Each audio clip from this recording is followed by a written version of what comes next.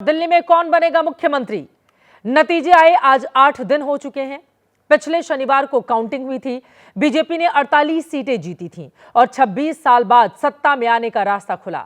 अब नतीजों के बाद से लगातार सीएम के नाम पर मंथन चल रहा है। चर्चा हो रही है, कभी कोई आगे तो कभी कोई पीछे। बदलते दिन के साथ सीएम की रेस में नाम भी लगातार आगे पीछे चल रहे हैं। हालात यह है कि देश के किसी भी प्रदेश में सीएम के लिए इतने नामों की चर्चा आज तक नहीं हुई है जितनी की राजधानी दिल्ली में इस वक्त चल रही है। नई दिल्ली से चुनाव जीते प्रवेश वर्मा नतीजों के बाद से ही फ्रंट रनर माने जा रहे हैं। बीजेपी के प्रदेश अध्यक्ष वीरेंद्र सचदेवा भी सीएम दावेदारों की लिस्ट में शामिल हैं। विपक्ष के नेता रहे और केजरीवाल की लहर में भी जीतकर विधायक बने विजेंद्र गुप्ता भी प्रबल दावेदार माने जा रहे हैं। नतीजों के बाद से ये तीनों दिल्ली बीजेपी के टॉप लीडर माने जा रहे हैं, लेकिन सीएम की रेस में सिर्फ ये 3 नाम नहीं हैं। अगली लिस्ट आपको दिखा देते हैं।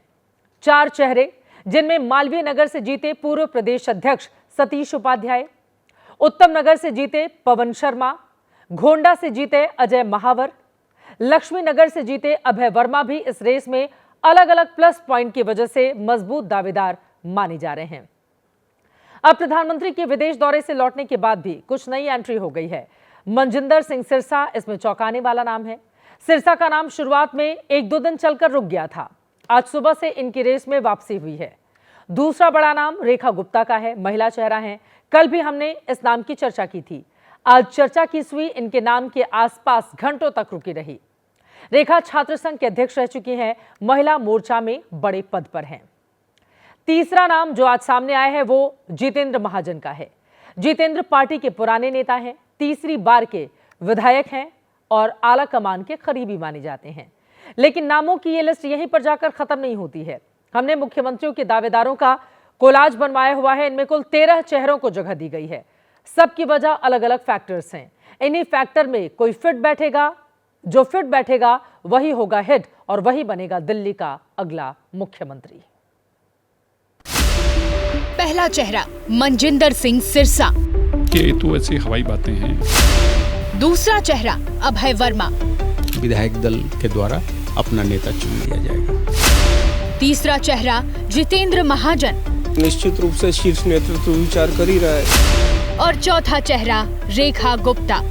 जो निर्णय है ये हमारी संगठन के शीर्ष नेतृत्व का है।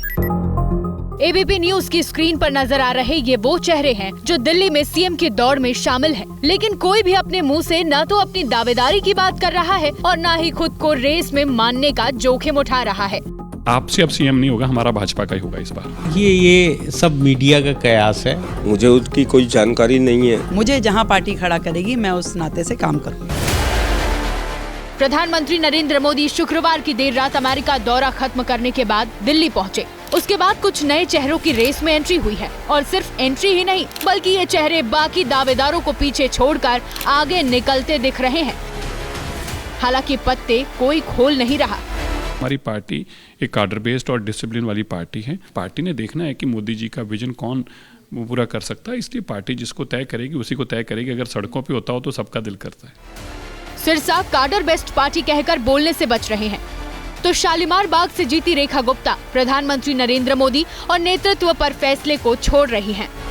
मैंने ऐसा कोई विश्वास अपने अंदर नहीं पाल रखा। मैं पार्टी की कार्यकर्ता हूं और मुझे क्षेत्र के प्रति मेरी जो जिम्मेदारी है, मेरी प्रथम जिम्मेदारी वही है। पिछले 3-4 दिनों में एबीपी न्यूज ने सीएम की रेस में चल रहे तमाम दावेदारों से ऑन कैमरा या फिर ऑफ कैमरा बात की है। कोई भी मुंह खोलने को तैयार नहीं है। हो भी कैसे? बीजेपी में फैसला आखिरी वक्त तक लिफाफे में बंद रहता है। वैसे जो बात सामने आ रही है उसके मुताबिक दिल्ली के मशहूर रामलीला मैदान में शपथ ग्रहण समारोह की तैयारी है। बीजेपी के नेता उम्मीद जता रहे हैं कि अगले शनिवार से पहले शपथ ग्रहण हो जाएगा। मुझे लगता है कि अगले 1 हफ्ते के अंदर मुख्यमंत्री मिल जाएगा, क्योंकि कार्य को भी गति देने, संकल्प किए वो भी पूरे करने हैं। नतीजों को आए 8 दिन हो गए हैं। 26 साल बाद दिल्ली में बीजेपी अपना सीएम बनाने वाली है, लिहाजा इत्मीनान से सोच विचार कर फैसला ले रही है। किस किस फैक्टर पर पार्टी विचार कर रही है जरा उसको भी जानिए। जाट फैक्टर, पूर्वांचली फैक्टर, वैश्य फैक्टर, पंजाबी फैक्टर, महिला फैक्टर, दलित फैक्टर और लॉयल फैक्टर। अब तक जितने भी नाम सामने आए हैं उन्हीं फैक्टरों के इर्द गिर्द सबके नाम है। लॉटरी किसकी लगती है, पर्ची किसके नाम की निकलती है, ये बड़ा सवाल है और यही बड़ा सस्पेंस है। देखना दिलचस्प रहेगा कि बीजेपी का नेतृत्व सत्ता के इस 7 फैक्टर में किससे दिल्ली सल्तनत का नया चैप्टर शुरू कराना चाहता है। वैसे दिल्ली में सीएम का चुनाव मानो शेयर बाजार जैसा हो गया है। रोज कोई ना कोई नया चेहरा सामने आ रहा है। रेस में कभी कोई आगे तो कभी कोई पीछे। आज के सियासी सेंसेक्स में जो 4 चेहरे आगे निकले हैं, उनके आगे निकलने की वजह और उनकी ताकत को समझने की करते हैं कोशिश। मनजिंदर सिंह सिरसा, रेखा गुप्ता, जितेंद्र महाजन, आशीष सूद, ये 4 वो चेहरे हैं जो दिल्ली की राजनीति में सालों से सक्रिय हैं। हालांकि राष्ट्रव्यापी पहचान वाला इन चारों में से कोई नहीं है। मनजिंदर सिंह सिरसा राजौरी गार्डन से चुनाव जीते हैं। बीजेपी में प्रवक्ता की भूमिका निभाते हैं। टीवी का चेहरा है। दिल्ली के सिख वोटरों में अच्छी पकड़ रखते हैं। सिरसा रेस में इसलिए आगे दिख रहे हैं क्योंकि बीजेपी का अगला टारगेट पंजाब रहने वाला है। अकाली दल से रिश्ता टूटने के बाद बीजेपी वहां अपने पैरों पर खड़ी होना चाहती है। इसी कड़ी में लोकसभा चुनाव से पहले बीजेपी ने कांग्रेस के सिख नेताओं को अपने साथ लिया था और अब सिरसा को सीएम बनाते हैं तो फिर पंजाब के सिखों को ये संदेश देने की कोशिश होगी कि बीजेपी उनकी भी हितैषी है। किसान आंदोलन को लेकर भी पंजाब में बीजेपी को लेकर लंबे समय से नाराजगी है। सिरसा सीएम बनते हैं तो इस नाराजगी से निपटने में भी मदद मिलेगी। सिरसा पहले अकाली दल में भी रह चुके हैं। हो सकता है कि रेखा गुप्ता आपके लिए जाना पहचाना नाम या चेहरा ना हो, लेकिन दिल्ली की राजनीति में रेखा बीजेपी की पुरानी महिला नेता है। एबीवीपी से राजनीतिक करियर की शुरुआत करने के बाद यहाँ तक पहुँची है। रेखा गुप्ता निगम पार्षद रहने के साथ मेयर भी रह चुकी हैं। दिल्ली में इस बार 5 महिला विधायक चुनी गई हैं, जिसमें से 4 बीजेपी की हैं। दिल्ली समेत देश के कई राज्यों में चुनाव के दौरान महिलाओं ने बीजेपी को झोली भरकर वोट दिया है, लेकिन बीजेपी की तरफ से किसी भी राज्य में महिला सीएम नहीं है। यही वजह है कि आरएसएस से नजदीकी रखने वाली शालीमार बाग से विधायक रेखा गुप्ता का नाम सीएम रेस में आगे चल रहा है। रेखा को बीजेपी सीएम बनाती है तो फिर महिला वोटरों को तो देश भर में संदेश जाएगा ही। जो वैश्य बीजेपी का कोर वोटर माना जाता रहा है, उसे भी संदेश जाएगा। रेखा के पास मेयर रहने का अनुभव भी है।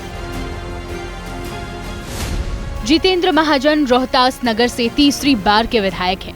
वैश्य समाज से आते हैं। दिल्ली बीजेपी के पुराने नेताओं में गिने जाते हैं। हालांकि सीएम के सवाल पर खुद को छोटा कार्यकर्ता बताकर नेतृत्व पर फैसला छोड़ने की बात कह रहे हैं। मुझे लगता है कि जो भी नाम चर्चा में, मुझे उसकी कोई जानकारी नहीं है। आशीष सूद बीजेपी के डार्क हॉर्स हो सकते हैं।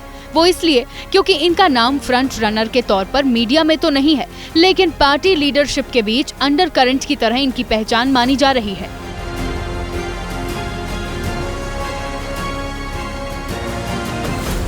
आशीष सूद की खूबी यह है कि एक तो दिल्ली की राजनीति का जाना पहचाना नाम है, संगठन की समझ रखते हैं, डाउन टू अर्थ माने जाते हैं। अगर बीजेपी का नेतृत्व बहुत ज्यादा उलझन में फंसता है तो फिर आशीष सीएम की रेस में जीत सकते हैं। बीजेपी और आरएसएस दोनों की साझा चॉइस हो सकते हैं। जबरदस्त है। रेस में कई चेहरे आगे पीछे हो रहे हैं लगातार। फिलहाल अगले कुछ घंटों में मुख्यमंत्री के नाम पर उम्मीद है कि फैसला हो जाए। दुनिया बदल रही है और ये ला रही है भारत के लिए इन्फिनिट अवसर, जिसे हम कहते हैं मिनट इन्फिनिट। आइए आइडियाज ऑफ इंडिया के मंच पर समझे इसी मिनट इन्फिनिट को 21 और 22 फरवरी abplive.com पर।